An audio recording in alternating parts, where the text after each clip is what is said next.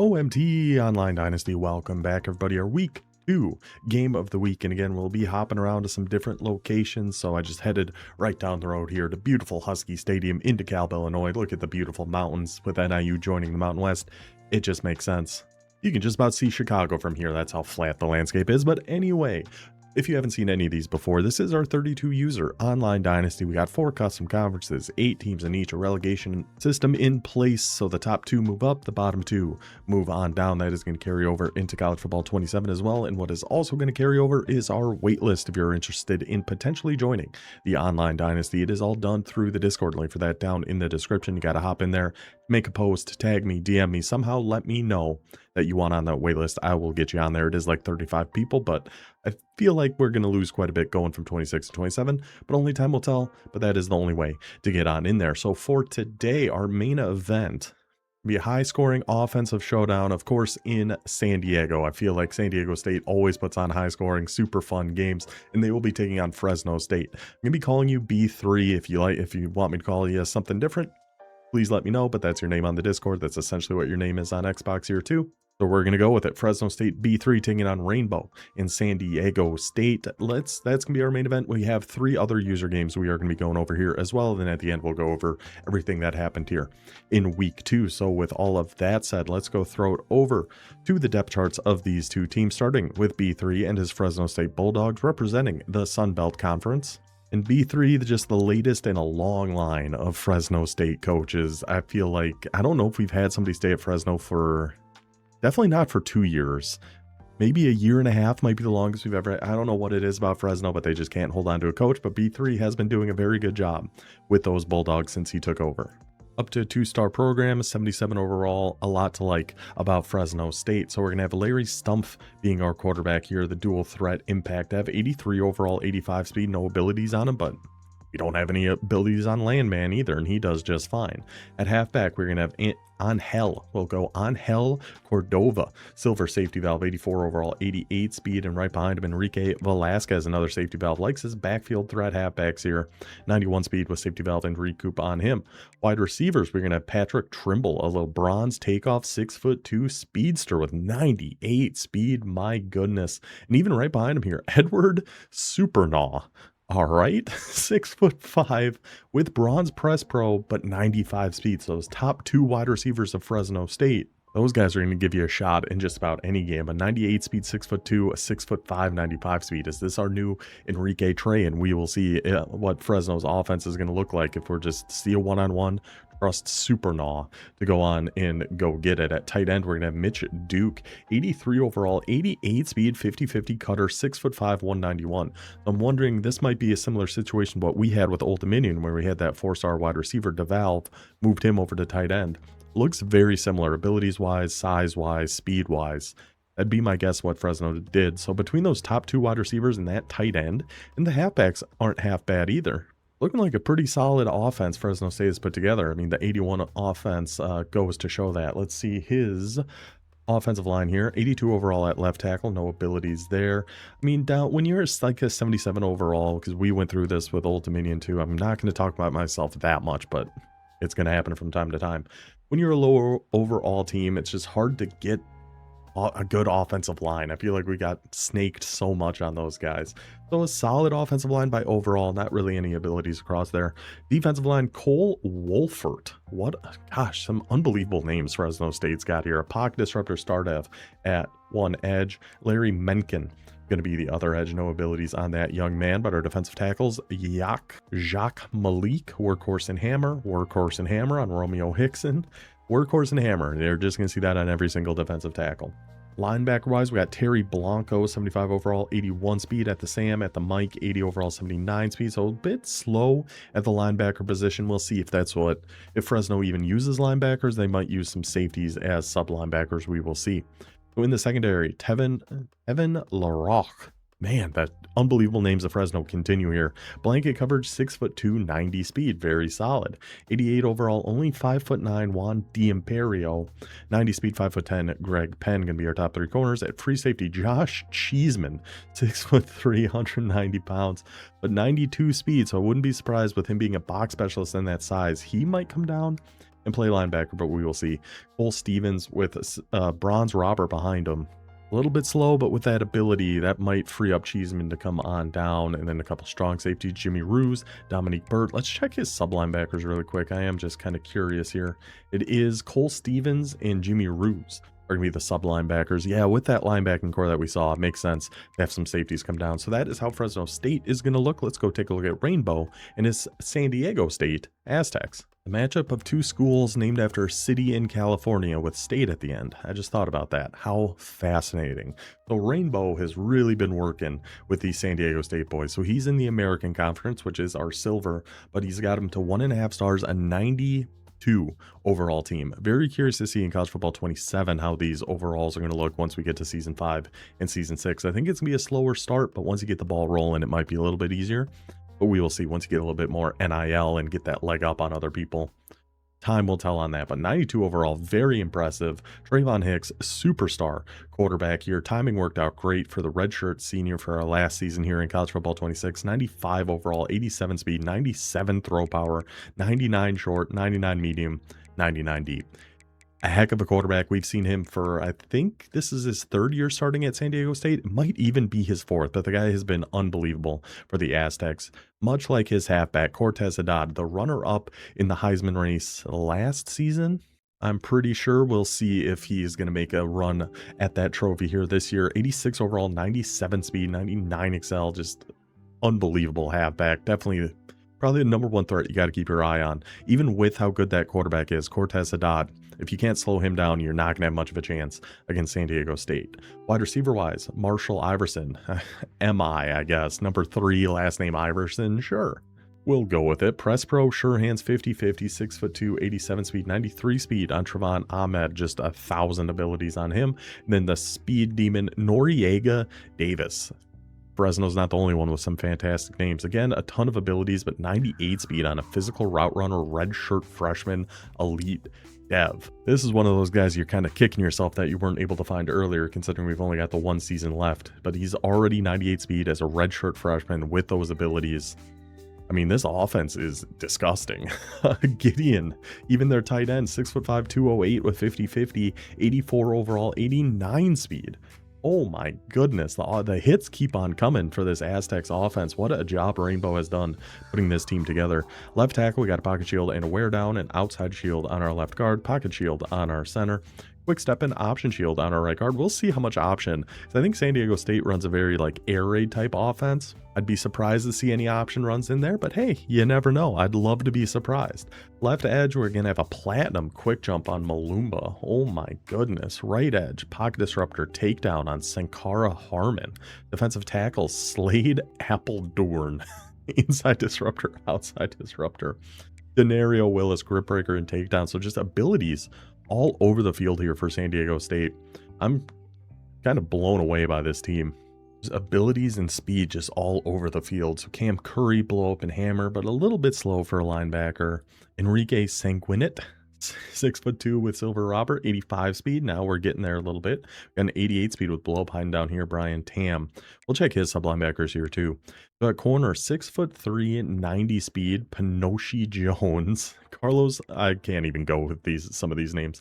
6 foot boundary corner, 88 speed. So really nothing on our cornerbacks, at least. We saw so many abilities everywhere else. He did mention he really struggled to find corners in the transfer portal last season, and we're kind of seeing it here a little bit, but I guess we'll maybe have to see when the game starts, but San Diego State has had a tradition of starting a wide receiver at corner, so I'm hoping somehow, some way we're going to see that in this one. Tyler Muma starting up at free safety, 6'4", fantastic, 89 speed.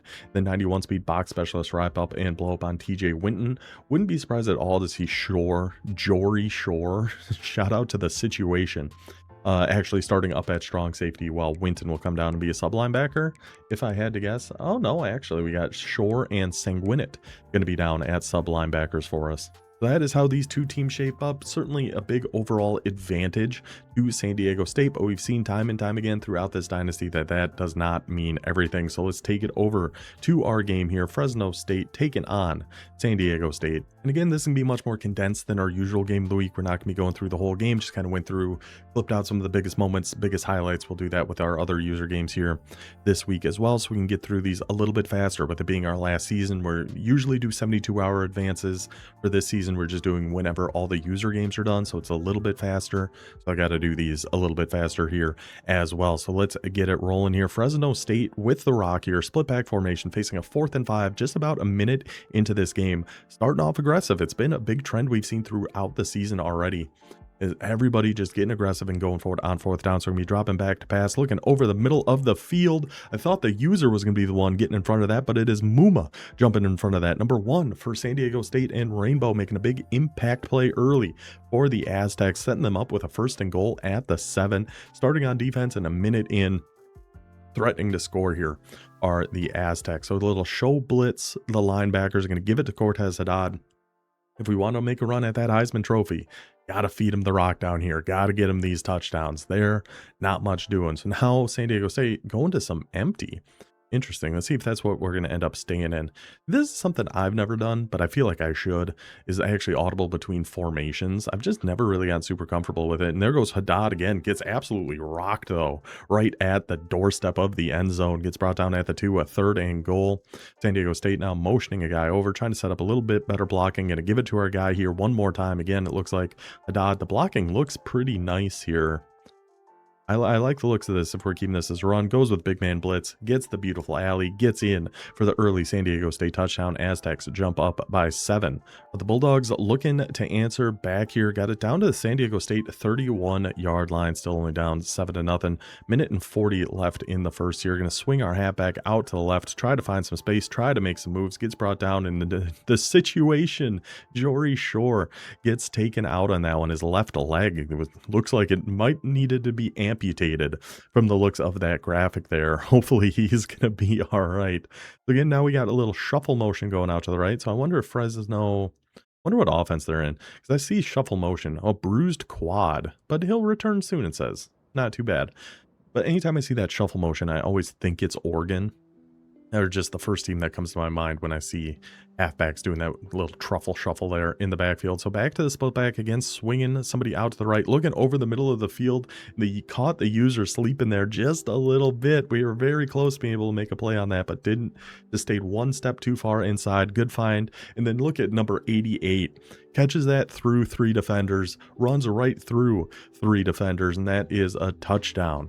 That might have been 86, actually. Shakir Yancey for Fresno taking that one in for the score. But only about a minute later, and San Diego State is already pushing it down to Fresno's 26-yard line, facing a 3rd and 1. See if Fresno can get a big stop on defense. Cheeseman running down after the quarterback, and Hicks able to dump one down and pick up the big 1st down for San Diego, keep their drive going. In a situation like that, I wonder if we're going for it, or if we're settling for 3. Probably going to be going for it. So Fresno using that double mug defense, we're going to see them in that quite a bit. He is a fan of that double mug. I've never been the biggest fan of it. I do think it can be good. It's the same problem I have with running like 6-1 on defense, is I feel like if you're facing somebody who's running the ball, which we're expecting San Diego to do a decent amount with a halfback like Cortez Haddad, if they get through that first line, you just don't really have the help. I feel like it's just very easy to give up big chunk plays on the ground. So right as I'm talking about him being in double mug, we go to 3-3, and Cortez Haddad just gashes that anyway. That's just what Cortez Haddad does. His 2nd touchdown of the day for Rainbow, for San Diego State, puts them up 14-7. Then their defense gets a stop here. Less than 2 minutes to go in the first half. A 14-7 lead still for the Aztecs. Hicks motioning guys around, all around. Here comes a mid blitz, takes one down quick, but good user defense to stay on that. When we see that mid blitz coming, we know with him being that user up on that safety, that he's the one that has to follow the halfback. So if we can get it out quick, we know we have that one-on-one. Hopefully we can make something happen there. But good user defense by B3. Now we got a 3rd and 1. Looked like Haddad was potentially breaking one there, but we're going with that screen, and the blocking sets up unbelievably. And there goes MI himself, Marshall Iverson, taking that screen, finding the gaps, pushing it in for the Aztecs touchdown, giving them a 2-score lead here with a minute left in the first half. But Fresno looking to potentially make some noise here back before halftime. Dropping back to pass. We see the one-on-one. We see our guy beat the press over on the left. Lob it up there. Beautiful ball by Larry Stumpf. Drop that one right in a bucket for Mr. Trimble. And now Fresno State, now we got it moving. We still got one timeout. We got 13 seconds. Ball at the 18. 18 yards from making this a 1-score game before half. Looked like we kind of had that deeper middle guy going across there, but we take the check down to our halfback, take our timeout. 6 seconds, really got about 2 shots here. As long as we don't get tackled in bounds. Obviously, that's going to be worst case scenario here. Got to design something that's going to go into the end zone. If it's not there, be able to throw it away quick. San Diego State's going to take a timeout, kind of think this one over, reset their flats here as Fresno's going to be coming back out in that split slot offset offense. I've seen a lot of like kind of crossers and drags. You see if maybe motion out a halfback or something. Been using a lot of the predetermined halfback motion kind of stuff. So we'll see what Fresno's going to go with here. So there's that swing out to the right. Goes with an RPO. Tries to hit a little hot routed RPO with a stem down corner. And San Diego State had 3 defenders there for it. So Fresno is going to settle for the field goal here. We saw them be really aggressive on that opening drive. Going forward on that 4th and 5 there.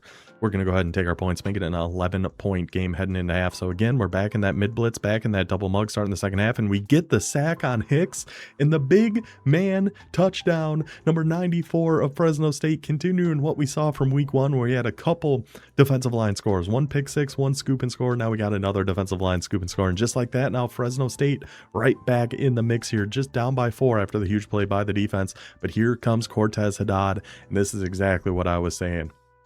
In a defense like double mug, if we get through that initial line, it's really up to the user to try to make a play there. And just speaking personally, I'm never making a play in that situation. I don't trust myself to. As Cortez Haddad takes that one in for the Aztecs touchdown, puts them back up by 11. Fresno dropping back to pass. Again, we see a win on the outside. Throw it up for our guy, Super Nah. The 6'5" speedster beats his man off the line, beats everybody on the San Diego State defense in that cover 4 palms, takes it into the house, hits some karate moves there, touchdown Fresno, right back to a 4-point game. We're back in that double mug look, but he does do a good job. It's not all just mid blitz. So again, good job there by Rainbow.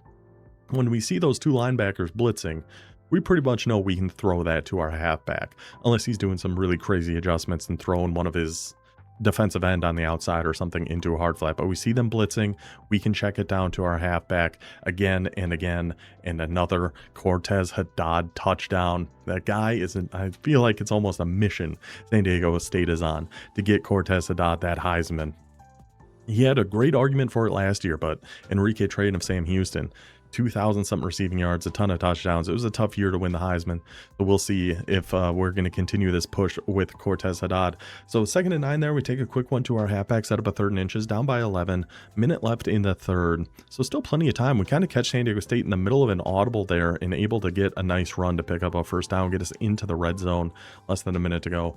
Going back to some man coverage here against this split. So swinging that halfback out, the user has to kind of fly down for it, leaves the halfback wide open, but also leaves, who is that? That is number 86, Mr. Shakir Yancey, taking that one in for the Fresno touchdown. Back to a 4-point game. Can we get another big play by this defense?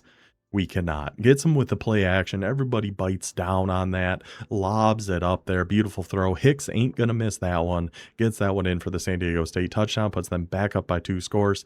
Last breath, last chance here for Fresno. Down by 11. 83 seconds left in this one. Facing a 4th and 7. Going to drop back to pass. Go right to the seams on the right. And we find our man, Larry Stump. 403 yards and 3 touchdowns on the day at this point. Got a 1st and goal. Now, time ticking. If we can get this touchdown without burning any timeouts, we at least have a shot. Fresno, Stumpf takes it in his gosh dang self, and it's all going to come down to the onside kick. Fresno lining up. San Diego State got the hands team out there. The boys are ready for it and just dives right on top of it. No drama there. No worry about it. And then from there, San Diego State is able to run out the remainder of the clock, and they get this win 42-38. Very fun back and forth game there. GG's to B3 and to Rainbow. Great win there for San Diego State. Look at those offenses. 427 yards, 62 plays ran by Fresno, 379 on 43 plays for San Diego State. But that rushing attack of the Aztecs of Cortez Haddad, 18 carries, 156 yards, and 3 scores, while Fresno turned more to Larry Stumpf, thrown it 50 times, going 35 for 50 with 3 touchdowns on the day. And really the biggest difference, 6 for 7 on third downs, was San Diego State in that one. And that's going to add up quick, tire that defense out even more for Cortez Haddad to go do his thing. So that was our main event here for week 2. Let's throw it over to Cosmic Selector and his UAB Blazers taking on one of our newest coaches, John Tay, and his Southern Miss Golden Eagles. Now, why we're including this, Southern Miss is going to be running the Split T Splitzkrieg on offense. If you're not familiar with that, it's a thing we've done over on the main channel since College Football 25. It's you come out in the Split T, you no huddle, and you just audible around, just keep that pressure on the defense. It's a lot of running the ball, mix in a few different play actions, a few different passes, but really just trying to pound you into the dirt. And UAB on offense looks to do something similar. I know they had been in Iowa. I think they're in a different playbook this year, but still using a lot of single back, a lot of I form, but now some more QB RPOs, which I'm pretty sure are not in Iowa. So let's throw it down. We are going to be in Hattiesburg for this one. And we are going to watch the entire first drive of Southern Miss running the Split T Splitzkrieg, because I was so excited. I was so happy. As Tulsa commented in the game thread about he was actually running this offense, and I didn't believe him. I thought maybe it was a joke, but nope. We are fully in the split. Well, not fully, because there is right before half. We had like 30 seconds, and we came out in some shotgun, so can't say it was a full Split T Splitzkrieg, but pretty dang close. So we go with that fullback run right up the gut right away. I mean, that's just going to be a great run. That fullback inside, I think it's called, is one of the better runs in this formation, mixing those two different ones. That run and that fullback run, a little bit of toss in there and you're going to be good. Now on defense, what we want to do, I've never defended the Split T, but I think I have an idea of a decent way to stop it.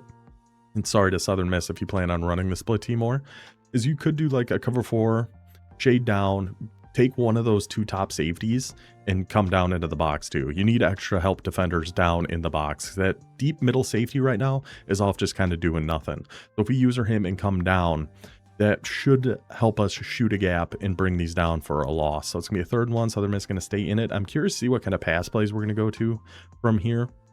I see now we got those 2 high safeties. All the numbers advantages go into Southern Miss, but we are going to go with a play action and just roll out with our quarterback and take that for a nice gain, because that's something you have to worry about too. So probably like pinch and crash your defensive line, put some contains, user a safety, come down into the box to try to help out. I think is going to be the best bet. But look at that blocking on that fullback run. It is so freaking good. It is so good. And I think UAB's was running like some 2-man stunt or something on their defensive tackle, which is going to get gashed by that fullback run. Let's see where Southern Miss is going to go from here. I'd probably keep doing that fullback run. That time number 73 able to get off his block, bring it down for a gain of 2. From how the defense is set up, I'd keep running this to the inside. I don't love the look of it. You could try a toss out to the right, because the slot corner is over on the left. So if you wanted to go a fullback toss over to the right, I wouldn't hate that. You just would have to hope number 4 can get out there and get that outside corner fast enough. But we are going to be dropping back to pass here again, and right over the middle we find number 89. I believe that was tight end corner was that play, which is a solid one. I do think you do have to hot route a few of the pass plays. The play action one I like to keep, but some of the other ones utilize those like halfbacks coming out of the backfield on streaks. In the Split T Splitzkrieg opening drive, in for the Southern Miss touchdown, 7-0 lead for the Golden Eagles. Yeah, you just love to see it. Just love to see it. I'm sure UAB didn't love to see it. That can't be fun to go against. The 2 teams from there traded field goals. We got a minute left here in the first half, already down to a minute left in the second quarter. 3rd and inches. We see UAB coming out in that empty with that backup quarterback. We're expecting that QB blast. That is certainly what it is, and picks up that first down. Now DJ Khaled back in the backfield for the Blazers. He's still going with that power eye with those abilities on our guard. So when they're pulling like that, you see him light up. They get some unbelievable blocks. 2 very not fun offenses to go against, because it just keeps you like, you have to respect so many different things at once. And then number 21 takes that outside. User tries to make a play, dives to no man's land, and a touchdown for the Blazers. Cosmic Selector tying us up at 10 apiece. And really from here, and just look at the dance moves. Unbelievable dance moves. UAB hit some nice moves. Speaking of UAB, well, of course we're speaking of UAB. We're watching UAB. Potentially the most underrated uniforms in the game, I think, are UAB. Their uniforms are so nice. Like the white and gold, the different helmets they have. UAB.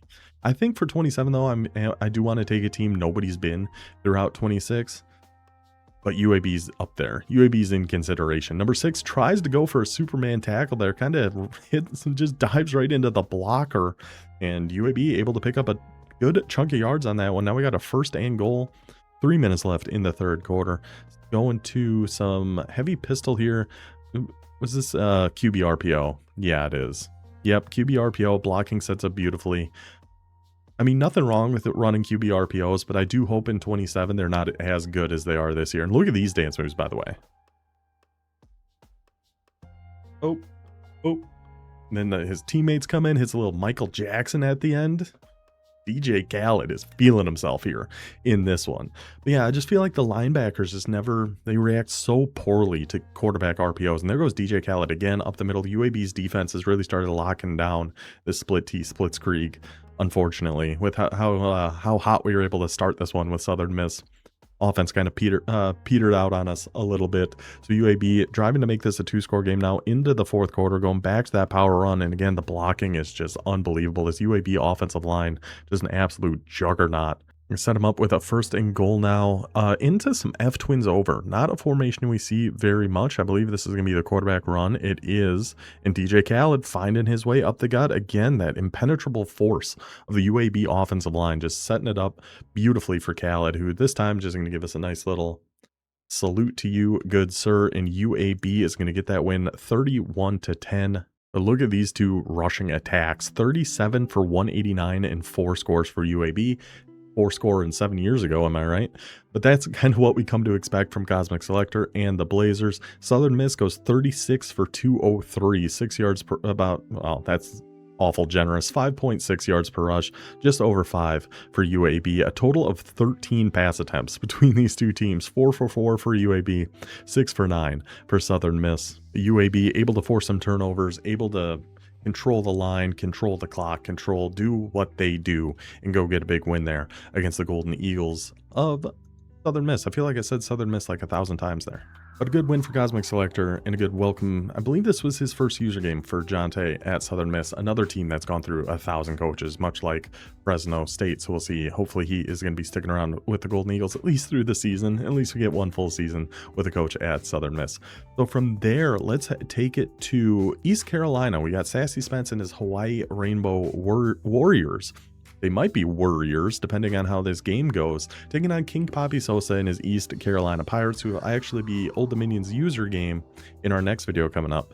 And speaking of just kind of our general schedule here, I'm going to be out of town for about a week, so we are going to be doing these every 2 days.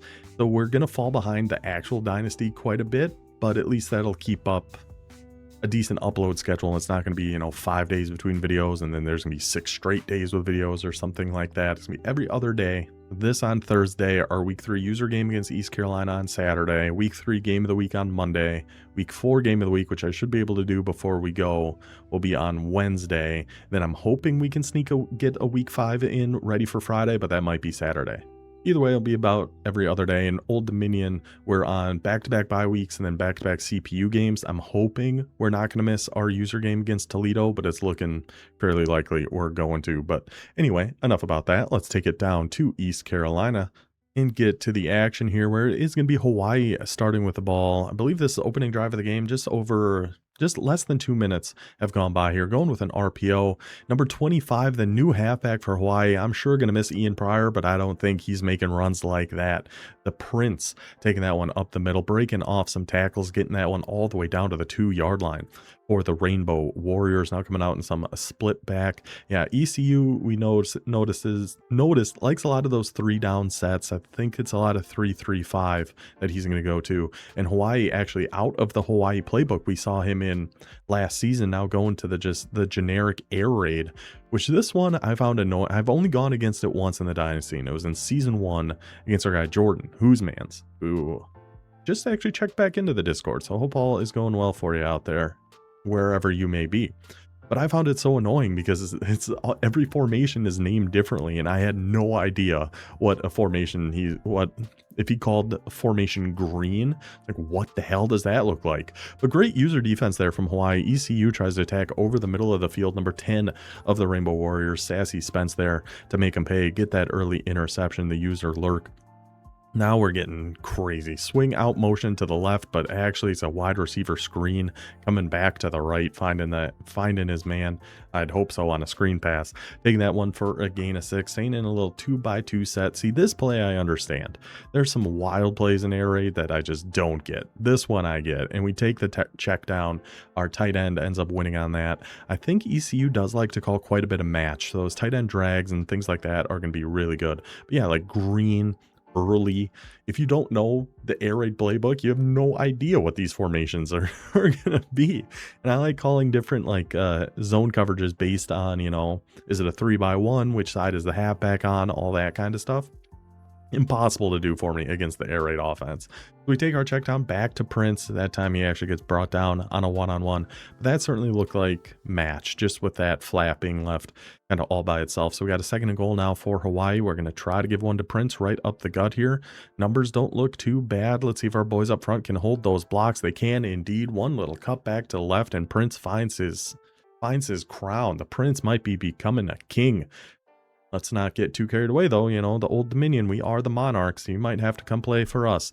Anyway, we got a punt now. ECU's defense actually got to stop. And then for the first time this season, a punt return touchdown. Number 80 on the Pirates takes that one back to the house. That might be the big momentum swing Big Papi Sosa and ECU needed to get back into this one from down 14-0 right back to a 1-score game, buddy. But here comes Hawaii. 1st and 10, 3 minutes and 40 seconds left, and Pryor certainly ain't making this run. I can tell you that much. As much as I loved Ian Pryor last year at Hawaii, he ain't doing that. Prince takes that run up the middle. You can see how quick and shifty he is. Takes it all the way in for the big Hawaii touchdown, like a 75-yard touchdown to run there from Prince. But now the Pirates are going to answer back here pretty quick. It looked like we went with some match there of our own. We're using the deep half, and that leaves the outside streak wide open. King Papi Sosa finds that one for the ECU touchdown. Right back to a 7-point game now, 21-14. Big plays abound here at ECU. They are in Green something, North Carolina. Greenville, I think. Greenville? That sound right? An unbelievable midfield logo, for sure. Also great uniform combination. And now we're taking a deep shot here with Hawaii and get big on him. Number 84. Trust your guy on that one-on-one. Boxes him out. Goes and makes the gosh dang play. 1st and goal now, Hawaii. Less than 2 minutes to go in the first half. Trying to push this one back up to a 2-score lead. We're going to give it back to our guy Prince. He has been pretty automatic for us down here, so I can't say I would blame him. What a stiff arm. Can we beat everybody to the edge after that? Oh, okay. This halfback's pretty unbelievable. 8 carries, 124 yards, 3 touchdowns for Prince. Pretty good. Pretty dang good. Let's see if we're just going to go back to him here. We're going to do a designed quarterback run. That BJ Tanyan in the backfield. Oh, did Hawaii convert Tanyan to a quarterback? Or was that just like a gadget at quarterback kind of thing you can do? Because I know Tanyan was a wide receiver. He did get converted to quarterback. It just showed quarterback BJ Tanyan. Goes in and gets that touchdown for Hawaii, and from there, that was pretty much all it was. We had 7 points scored in the entire second half, and it was a 28-21 victory for the Rainbow Warriors. 21 rushes, 154 yards. That Prince halfback of Hawaii, man. Then 24 for 31 passing on top of that. Another big win for the Rainbow Warriors, a program that has been stacking big wins ever since Spence took over for the boys there. So we've got one game left for us to go over here. It is going to be Rice taking on Georgia State. Taxi Cab and his Rice Owls last year were going through a bit of an identity crisis on offense. We saw him using Liberty. We saw him using a triple option flexbone offense. He was just searching for answers versus Habs 24 and Georgia State, who actually earned a promotion up to the Mountain West last year by finishing top 2 in Conference USA. Been running a lot of that Navy offense, using a little bit more of the pistol like Full House in there, but always finding ways to move the ball and always finding ways to be effective. So I was very excited for this one. Let's take it down to Georgia State, down to Atlanta in the old Brave Stadium, which I think looks really cool. I really like the looks of this stadium. But it is gonna be Rice with the ball here. Really, first play of the game. I think we missed the kick return. That's how 5 seconds went off. So first play of the game, Rice going for a run. Not much doing there, but still just kind of establishing the run here a little bit. I think the big thing is we saw what defense Georgia State was in. We saw he was in a cover 3 match, so we're going to try to go up the seams. We saw he was using the linebacker over here as he's pumping up the crowds. The linebacker doesn't follow that tight end. We're able to find one to him, breaks the tackle of the corner and the safety, and takes it all the way in for the Owls. Touchdown, going to hit Georgia State with the old salute. What an effort there by big man number 84 of the Rice Owls. So here is that pistol Full House offense. We see Georgia State going to a little bit more. Going to be rolling out here. He does love to run with that quarterback. Tries to hit that comeback over on the right, but number 48 of Rice jumps right in front of it. Number 84 on offense, number 48 on defense. Is it the same guy? Who could possibly say? And Rice's turnover celebration still glitched. I believe they're supposed to have a cane they're walking with there, but they're pantomiming. They don't actually have it. So now Rice with the ball less than a minute into this game, dropping back to pass, potentially had Y, but we have to roll out and throw it away. But I mean, what a start for the Rice Owls here. Their first game of the season. Georgia State coming into this one ranked number 13, already 1-0 on the year. They got the win over Georgia Southern in week 1. So Rice trying to get a huge road ranked win to start our final season here. So nice play there, sets him up with a 1st and goal at the 7. Gonna go back to that run to number 23, finding the gaps, just a little cut back to the right, little cut back to the left, and that is another Rice touchdown, up a quick 14-0 in this ball game, and it has just been all Rice. They scored again. They're up 21-0. They got another turnover. Rice has just been on the attack. We see single high safety. We're guessing probably some form of cover 3, maybe a match. Then that tight end up the seam gets matched by the hook, but that means there's nobody underneath for that return route. Good play there by Rice, picking up the 1st down, 1st and goal now at the 4-yard line. Looking to, I mean, you don't want to say put one away, but 28-0, you're kind of feeling a little bit, and going with a toss out to the left, not a play you see run too often, but it takes it in for the touchdown. Another salute to you, Rice Owls. Then we take it to half. It's 35-0. Rice was able to get one more on the board, but Georgia State, their special teams, nothing to sneeze at here. Here goes number 23, just right up the gut. Nobody there to slow him down. Nobody even gets a hand on him. Takes it in for the Panthers touchdown. At least a little bit of life. Something for the band to play some music over. Something for the fans to cheer about here for the Panthers as he takes that one all the way about 106 yards in for the Georgia State touchdown. Now Rice, though, going to really be looking to put ice this one for the Owls. Down 2.5 minutes left at the 20-yard line. Another good offensive possession, another good run, another fantastic blocking performance from those big boys up front from Rice, and one more salute to Georgia State. Makes it 42-7, but guess what? Guess who's still back here waiting to return this kick? Number 23, Keon Haskins of Georgia State, takes it about halfway back into his own end zone, and again, just right up the middle. And yeah, good luck there to number 14. Best of luck to that kicker. The ref was the only one with a chance to make a play on that, and he lets him just run right on by. Another kick return touchdown for Georgia State. We'll hit one salute there, and that will do it for this one, though. Rice gets a gigantic win to start off season 6. 49-21, 29 rushes, 196 yards, 5 rushing touchdowns. And look at this. Let's see. Oh yeah, you can't see it right here. 25 for 25 through the air. 10.4 yards per pass, 259 yards, 7 for 8 on 3rd downs. I mean, just all around an unbelievable performance by the Rice Owls, by Taxi Cab, to go and get that victory. So that's it for our user game highlights here for week 2. We can throw it over to our board and take a look at everything else that happened throughout the OMT Dynasty. And considering we're in week 4 in real life, I'm blocking their records up here too. But starting in the Mountain West, James Madison gets a 35-0 user victory against FIU. just kind of what JMU does. Toledo keeps their rampage against the CPU going, taking down Oregon 56-24. Utah State gets the user win against USF. That Power Eye Hulk of Utah State is nasty business. Oregon State got the win against Old Dominion. Louisiana takes down Texas State 62-7. Look out for the Ragin' Cajuns, might be raging this season after coming up just short of winning that national title last year. They might be out for some vengeance here this season. And we saw Rice take down Georgia State. Tulsa beats Missouri State 70-10. Let's go to our gold conference, Conference USA. See anything else we haven't seen yet in here? North Texas squeaks by Washington State, winning that one 24-21. Oh, actually, they didn't play that one. That was a simmed game. But North Texas gets the win there. We saw this. Sam Houston heads to Coastal Carolina, gets that win 49-14. And we saw this one. Let's head down to our Silver Conference, the American, where Auburn takes down Buffalo 28-21, the number 5 ranked Auburn Tigers.